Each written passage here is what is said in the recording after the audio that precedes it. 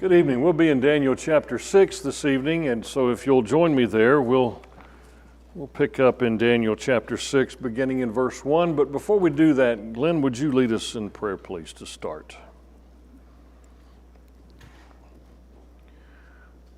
Our gracious and loving Heavenly Father, we bow in your presence at this time, honoring you as our God and Creator and worthy of all praise. Thanking you for all the blessings you so graciously bestow upon us.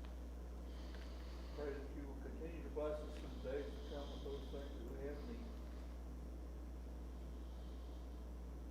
Father, we thank you for this time we have to assemble here and study a portion of your word. We pray that you be with us and help us in our studies, that we might learn more of your will, we might be strengthened and edified, and be able to go forth and teach others. Father, we pray for those of our number that are sick, be with them and return them back to their health. Be with those of our number who are traveling and watch over them to keep them safe. We ask that you be with each of us and help us in our weaknesses and forgive us of our sins. In Christ's name we pray. Amen. Well, at the end of chapter 5, what happened? We had a power shift. Yeah, power changed. The king changed. And just tell me briefly, why did we get a new king?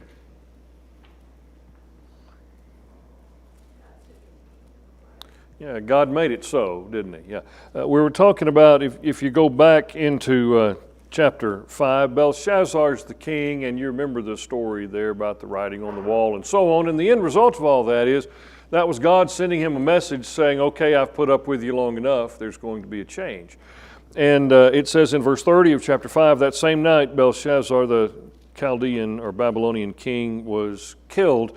Now, it is supposed, and this is one of those tricky things because I wasn't there, but it is supposed that that evening, while the party was going on in chapter 5, while Belshazzar and all of his folks, 1,000 of them, were having their party, the Persians were outside the city gathering up. And it kind of, history seems to say that that's the way all of that went. And so as that happened, that same night, as the night drew on, the same night they broke in and they killed him.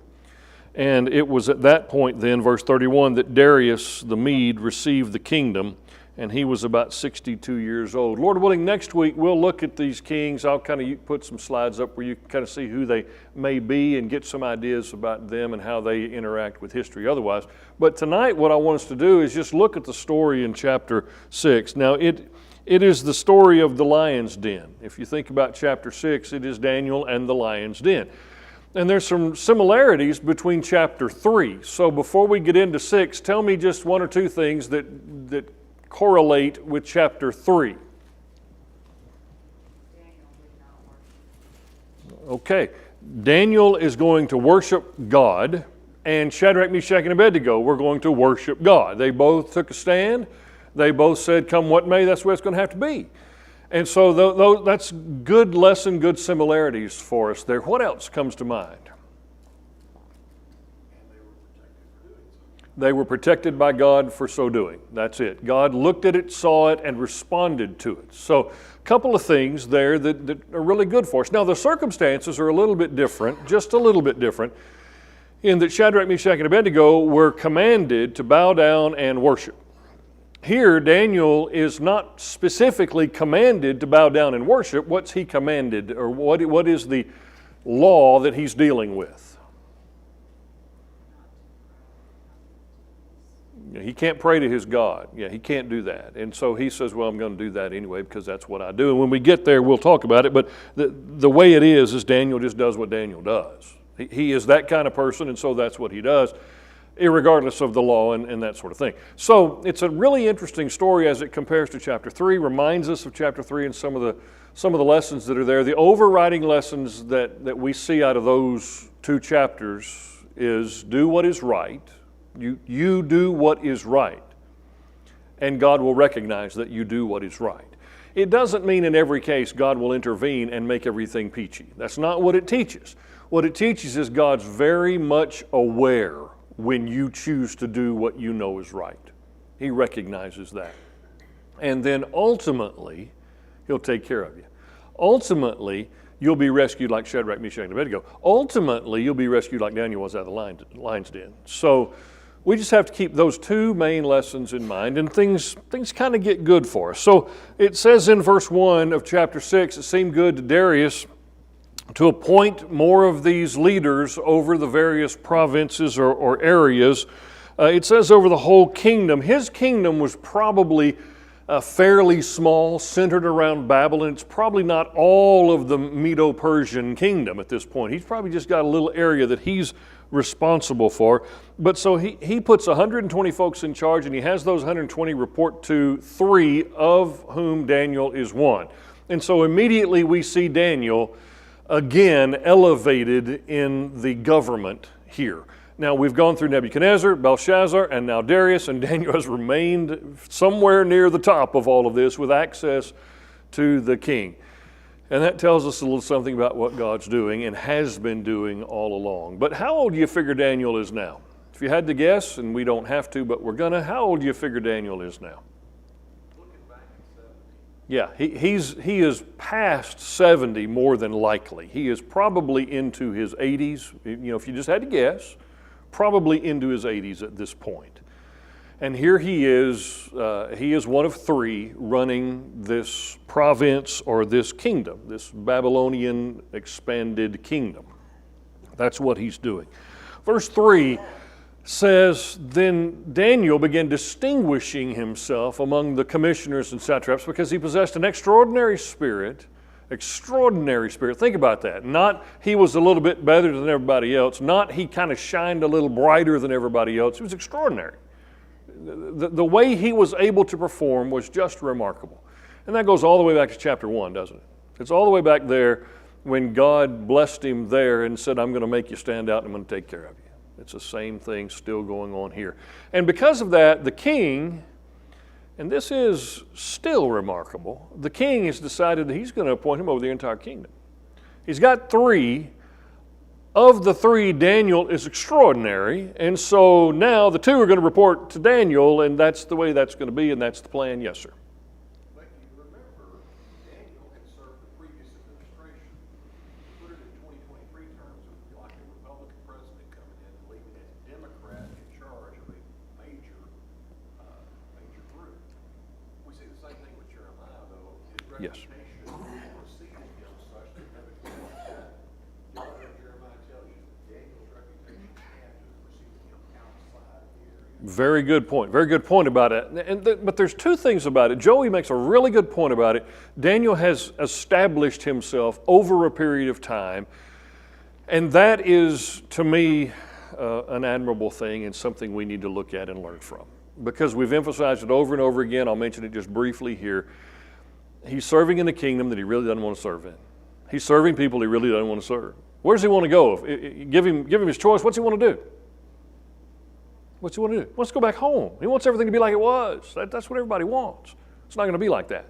He's not in the situation he was in. It's not going to get fixed. And so instead of sitting around pouting about it like some of us are really good at, he says, I'm not going to do that. That's not the way I'm going to do it. I'm going to serve the Lord and serve the people I'm supposed to serve. So it's really remarkable there. But what also is amazing to me is God is present in this whole process. From the very beginning until now, God is present in the process.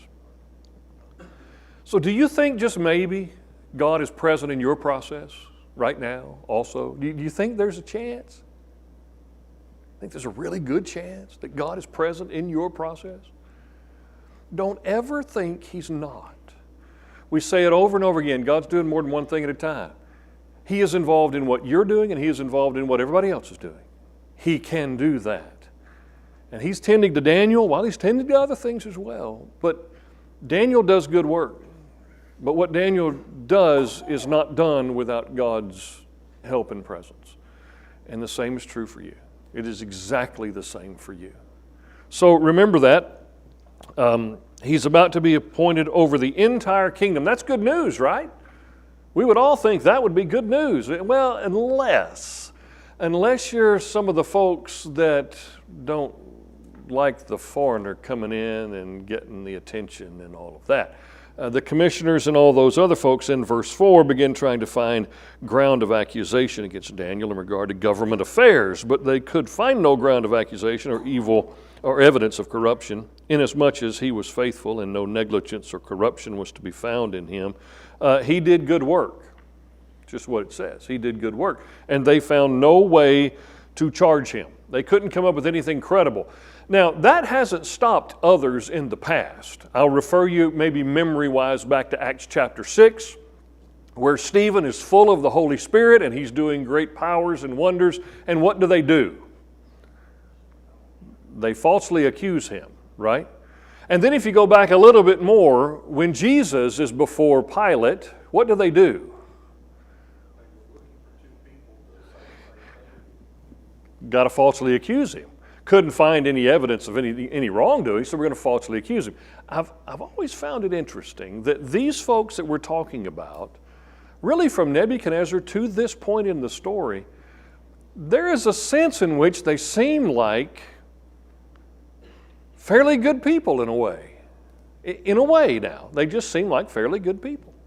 The king, although he will tear your arms off if you do something he doesn't like, he does what he says he'll do. If he says he'll tear them off, he'll tear them off. If he says he won't, he won't. If he says he'll grant you a place in his kingdom, he'll grant you a place in his kingdom. We see that over and over again. And here these folks look around and go, we can't come up with anything. They don't seem to, in the context, think about, okay, let's just make up something. And maybe it's because they just couldn't figure out a good way to do it. But what they do say about him is, if we're going to find anything, we're going to find it in relation to his God and how he serves his God. That's the way we can get at this Daniel. Now, why would they say that? Tell me a couple of things off the top of your head. Why would they say that about Daniel? Why would they recognize or say that about Daniel? Okay. They know what he's going to do, right. They know what he will do and what he won't do. He's not going to do things he shouldn't do, and he is going to serve his God. They can count on that. No question about that. And so their entire approach really centers around the faithfulness of God's servant. And they don't have to lie about it. It is that. And so I like the way the faithfulness of somebody is the only way the bad guys could get at him. That's all they've got. He's so dedicated to the cause of his God that we can count on him to be serving his God the way his God says to serve him. That's what they say about Daniel. I love it. I wish folks could say that about us. Every single one of us, all the time. Sometimes I'm not that faithful. Sometimes I'm not that committed to it. But Daniel was always that way. And that's why they knew that they could get him that way. And so they devise a plan. They get together and they go to the king and they say, here's what we're going to do, king. For 30 days, if you pray to anybody to any other god besides King Darius, you're going to have a problem. You're going to be thrown into the lion's den. They come up with the plan. And Darius says, hey, I like it. That's a good plan. 8 and 9, they're going to establish this, they're going to create this law, and verse 8, the end of the law, this becomes an important part of it now. The end of verse 8, the law cannot be changed. You remember that? The law of the Medes and Persians cannot be revoked. They say that in verse 8.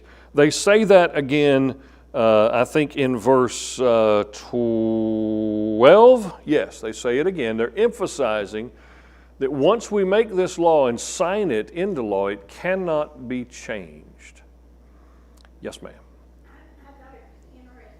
They put time period on it, 30 days. 30 days. Yeah, and maybe that helped them sell it to the king. Maybe that was more palatable to everybody. But I think to your point that I believe you're making is they knew within that time period they're going to have all they need against Daniel. We got all the time we need to catch Daniel. That's not going to be a problem because he does it what? How does he do it?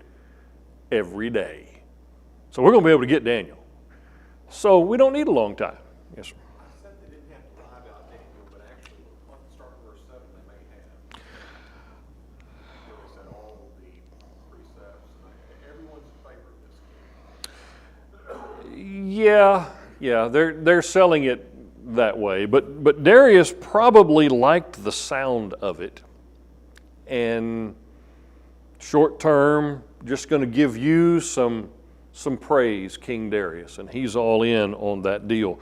This whole thing, though, begins to create problems, because when you have a law that cannot be changed and it's in place, it's going to have what we call sometimes unintended consequences. That's just what's going to happen, and we're going to talk about that a little bit. Verse 10 says, when Daniel knew that the document was signed. Now remember his position in the kingdom. Although he probably wasn't in favor of it, he was well aware of what was going on. They were unable to do it without him knowing about it. So he is aware that the law has been signed. Verse 10, he entered his house. Now his roof chambers, he had windows open toward Jerusalem. He continued kneeling on his knees 3 times a day, praying and giving thanks before his God, as he had been doing previously. So Daniel does what Daniel does. Nothing is going to change. He's just going to do what he does. Now, do you see any inconsistency here? Daniel has, up to this point, followed the law. To the best of our knowledge, right? They could find no reason to accuse him. He wasn't present during chapter 3 that we are aware of. He wasn't mentioned in chapter 3 when Shadrach, Meshach, and Abednego said, no, we're not going to do what the king has told us to do. He wasn't there. It may be that there had been no law that got in his way of serving his God, the God, and he had obeyed all of the Chaldean laws, but now there's a problem. And you don't have 15 or 20 verses in there telling us about how Daniel wrestled with the problem, how Daniel had to seek out some help. You don't even have any information about him praying to God about, is this the right thing to do? Now, he may have mentioned in his prayer, let's be honest about it, when he prays immediately after the law is signed, he probably mentioned that. I don't know. Might have mentioned that in his prayer to God. I would think probably so, but I don't know. But this seems to be the first time Daniel has run afoul of the law, if you will. Is that okay? Might there be a circumstance where you run afoul of the law? Yeah, we have New Testament precedent that says there are times in which we must obey God rather than men. If I'm forced to make a choice, the choice becomes easy. Most of us are rarely forced to make that choice. Daniel apparently had not much been forced to make that choice up until this moment. He had negotiated earlier in chapter 1, remember that, to get a special arrangement, but he was able to pull it off. Here, there's no special arrangement. It's just the way it is. And so Daniel just does what he had previously been doing. They find out about it, and they come in, and they start with the way everybody starts in this situation when they're tattled on somebody. If you look at verse 12, did you not sign an injunction that any man who makes a petition, any god or man besides you, O king, for 30 days to be cast in the lion's den? Well, did they know the king signed it? Yeah, they wrote it. They're well aware of all of that. They start the tattling like tattlers start. And then they said to the king, Daniel, who is one of the exiles from Judah. I like the way, I think it's the King James maybe, or the ASV says that they say this Daniel or that Daniel. The guy we brought in from Israel, those exiles, he's not doing it right. He pays no attention to you, O king, or to the injunction which you signed, but keeps making his petition 3 times a day. They come in and tattle on Daniel. Their plan worked perfectly. Everything's just going great. Didn't take a lot of time. We don't need the 30 days. It's just going to be grand. We're going to get rid of this Daniel. Except in verses 14 and 15, the king's upset about that. It says, as soon as the king heard his statement, he was deeply distressed and set his mind on delivering Daniel. The exile, the foreigner. The king has figured out who Daniel is, and I think it goes beyond just the value of Daniel to his kingdom. He seems to have, just like Daniel had for Nebuchadnezzar, he seems to have some kind of affection for him, some kind of real concern for Daniel the foreigner. We'll read on about how he runs to the lion's den the next morning. You remember that? He cares, didn't sleep at all. He cares about Daniel. And the guy caring about Daniel is not a Jew. He's not a Hebrew. He's not an Israelite. But they still have a relationship that is meaningful. And so the king is in this situation. He's in a bad spot, and he wants to find a way to deliver Daniel. The strange thing, and we mentioned it before, is that according to the law of the Medes and the Persians, once a law is in place, you can't what? Can't change it. Now, we have a hard time with that because stuff changes all the time in our world, right? And we also have a hard time with that because there are times when things need to change. True? But this kind of goes back to the way they did business. In fact, you remember in Esther, I've got in my notes here Esther 1:19 and Esther 8:8. You're dealing with the Persians there, and it's the same concept. The law is in place, the king has signed it, it can't be changed, can't be revoked, can't be undone. We can't just do away with it. Now, what you can do in certain circumstances, apparently, because it happened in Esther, is you can create a new law. You can say, I'm going to make a new one that now is the law of the land. But Darius doesn't seem to have time to pull all that off right now in this situation. He doesn't have the backing of his people to do it. So the end result is, even though he doesn't want to, they're going to toss Daniel in the lion's den. Well, that gives us a really good opportunity to talk just for a minute about this business of unintended consequences or unforeseen consequences. Every decision we make, whether it has to do with important things or not, whether it's business, whether it's any kind of work, whether it's our decisions we make regarding our spiritual lives, whether it's things that happen in this church building, every decision we make has the potential for unintended consequences, right?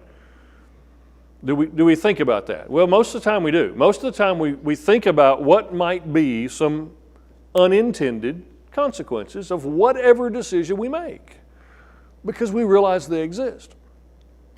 Unintended consequences are things that we can manage, and they're things that we can even anticipate and we can mitigate against sometimes. But unintended consequences are different from what we might call unforeseen consequences, where we just couldn't see them coming. You ever had something like that happen? Where you had to make some decisions, you did make some decisions, and at the end of it, something happened and you never saw it coming.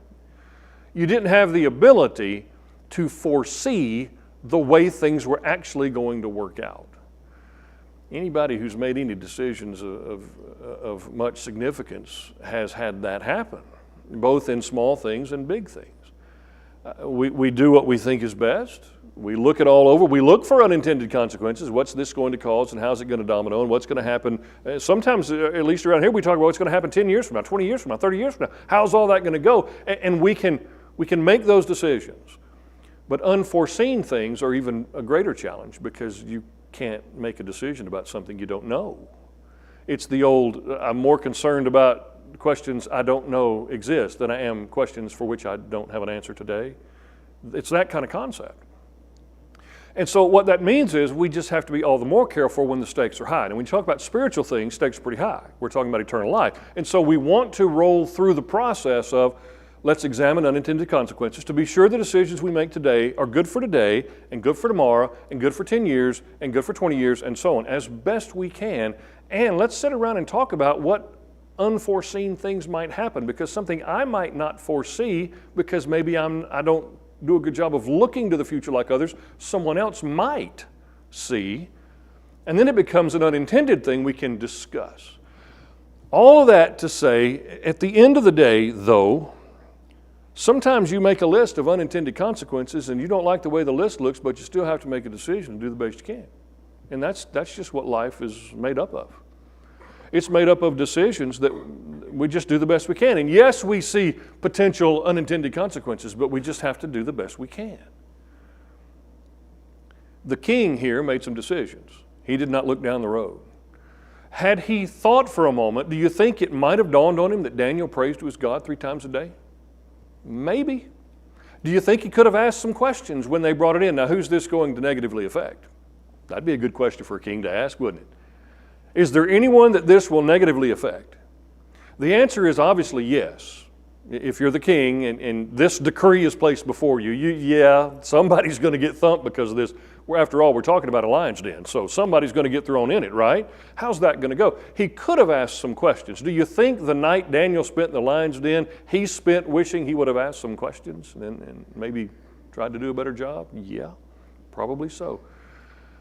But that's the benefit of hindsight. The emphasis I'm after is two main things. We have to do the very best we can to safeguard eternal life. We do. And that means the decisions that we make individually and collectively, we need to make in view of the very best we can, mitigating against unintended consequences, leading us someplace we don't want to end up. Not that we intended to go there today, but might we end up there in the future. So we try our best to make decisions. And that happens not just here, but I'm saying it must happen here because the stakes are so high here. This is not a business struggling if things don't go well. This is eternal significance. And so we make decisions in view of unintended consequences to the very best of our ability. And I've got some other stuff, but yes, sir, go ahead.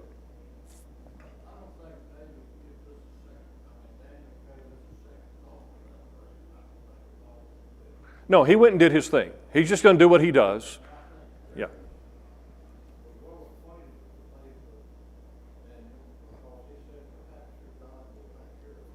Yes. When he realized the position he put him in, that's his next statement. Your God can handle this. But he wishes he hadn't put him in that spot.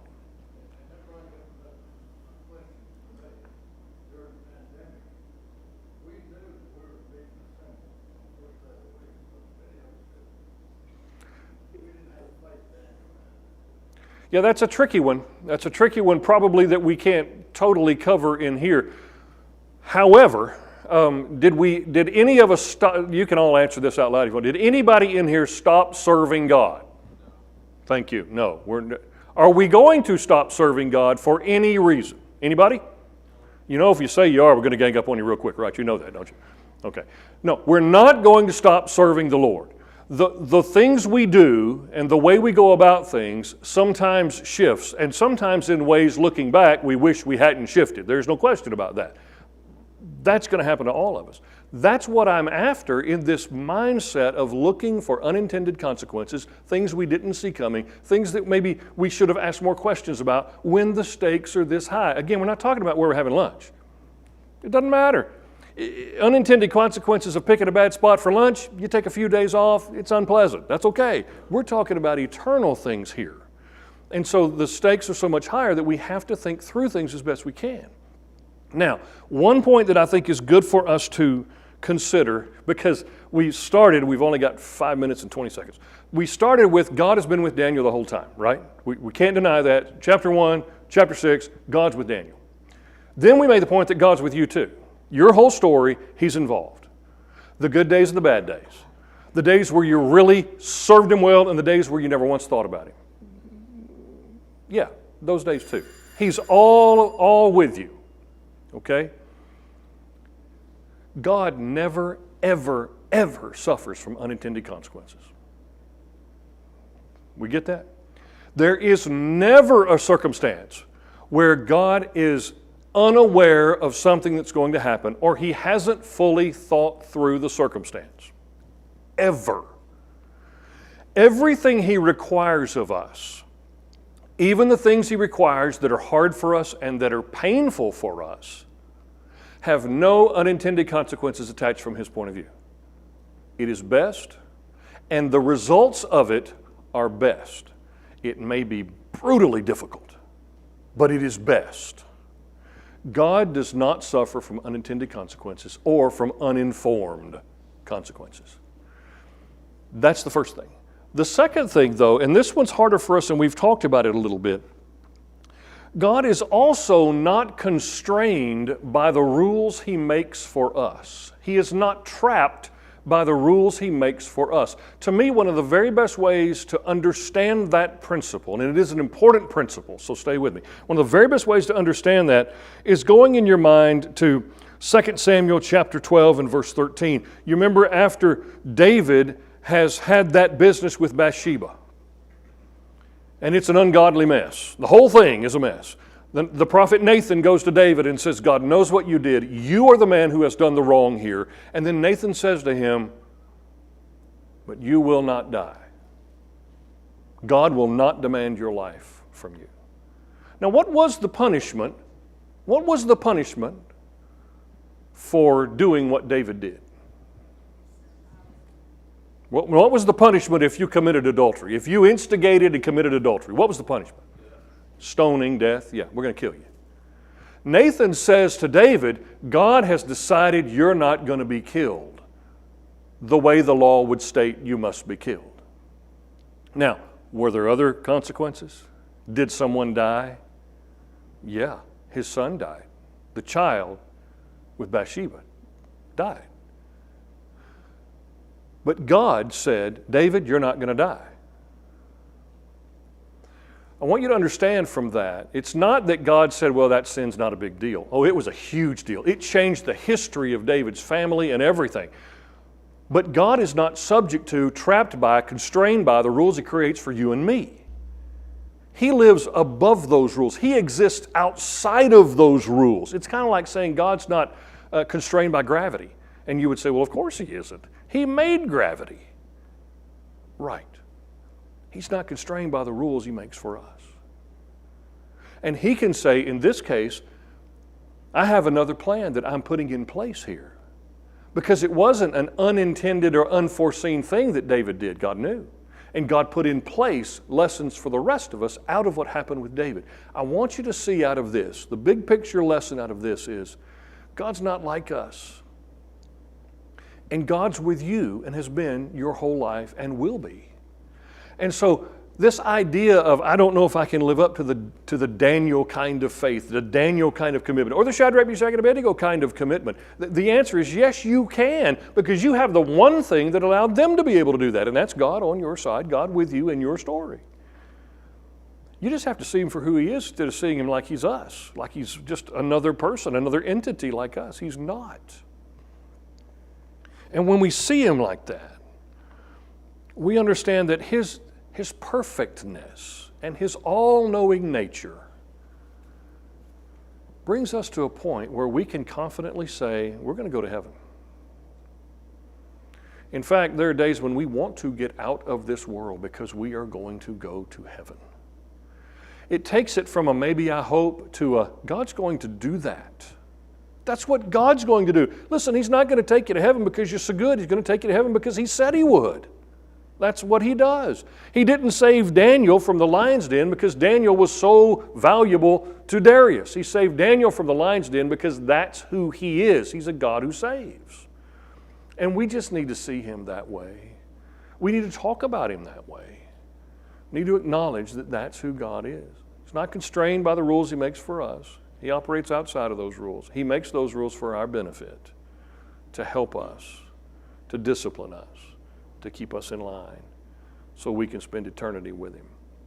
We've got several more things to say about all of this, but we'll save that, Lord willing, for next week. Thank you very much for participating.